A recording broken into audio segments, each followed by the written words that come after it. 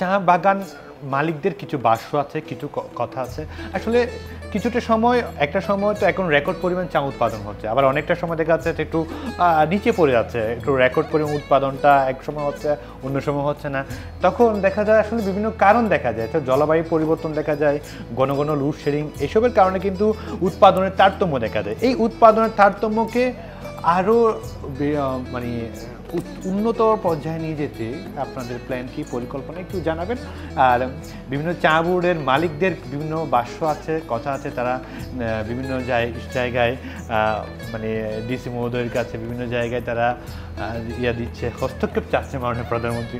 আসলে এগুলো নিয়ে আমরা কথা বলবো। আগে প্রথমে একটু জানতে চাচ্ছি, জলবায়ু পরিবর্তন এবং ঘন ঘন লোডশেডিংয়ের কারণে কিন্তু এই উৎপাদন কমে যাচ্ছে, এটা নিয়ে আপনার অভিমতটুকু কি? আচ্ছা, আমি আগেই বলেছি চা শিল্প এটা কিন্তু একটা আবহাওয়ার একটা বিরাট প্রভাব রয়েছে। ক্লাইমেট চেঞ্জ হচ্ছে আপনার, আমি আগে বলি যে আপনারা যখন তিস্তা একটা নদী আছে যেটা আপনাদের ইন্ডিয়া থেকে এটা লালমনিরহাট এবং কুড়িগ্রাম দিয়ে ঢুকেছে, এমন একটা সময় ছিল তখন বন্যা বলতে এইসব ডিস্ট্রিক্টকেই বোঝা যেত।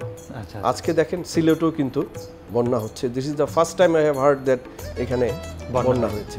কিন্তু আবহাওয়ার একটা যে ক্লাইমেট চেঞ্জ হচ্ছে, এটা কিন্তু প্রভাব অলরেডি আমরা পাওয়া শুরু করেছে। মাননীয় প্রধানমন্ত্রী কিন্তু এই যে ক্লাইমেট চেঞ্জ, যে আমরা যে এটা মানে এটা যে ভুক্তভোগী হব, এটার জন্য উনি অনেক কিন্তু কাজ করেছেন।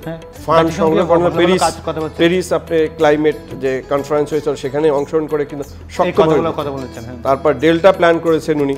তো এই কারণে আমাদের এই যে বৃষ্টি এবং তাপ, এটার প্রভাব সরাসরি রয়েছে চা বাগানে।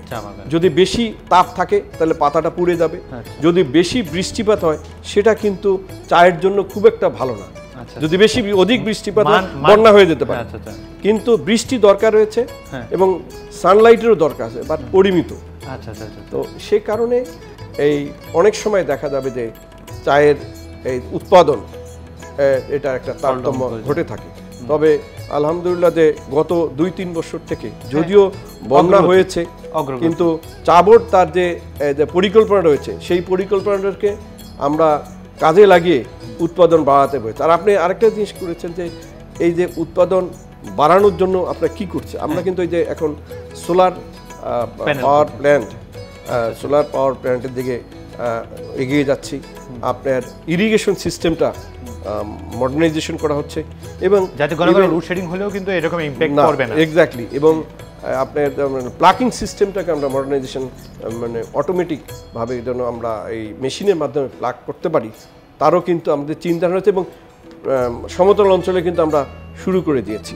আমরা যদি যখন অনাবৃষ্টি হয় এটা রিজার্ভার অথবা আমরা যদি আর্টিফিশিয়ালভাবে বৃষ্টির ব্যবস্থা করতে পারি অথবা পানি প্রদান করতে পারি, তাহলে কিন্তু এটা এই যে প্রভাবটা, যে গরমের যে প্রভাবটা, যে অধিক তাপমাত্রার প্রভাবটা, সেটা কিন্তু কাটিয়ে ওঠা সম্ভব।